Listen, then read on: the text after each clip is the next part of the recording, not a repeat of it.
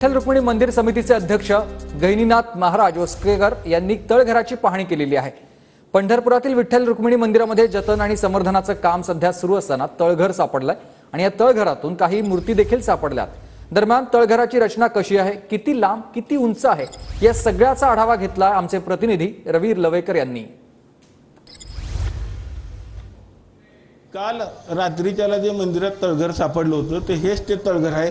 आपण बघू शकतो की आता TV9 ची टीम प्रत्यक्ष खरं त्या तळघरामध्ये उतरलेली आहे।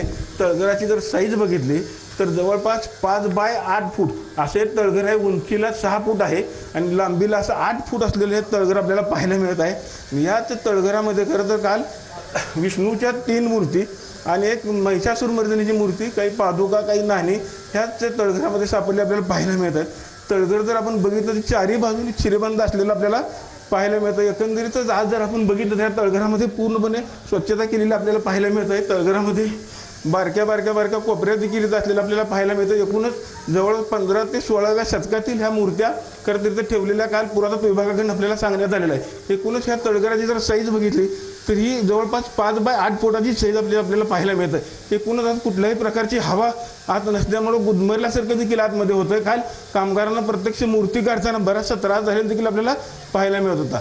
तळघरातून कॅमेरामॅन जगदीश सह रवी लवेकर, TV9 मराठी।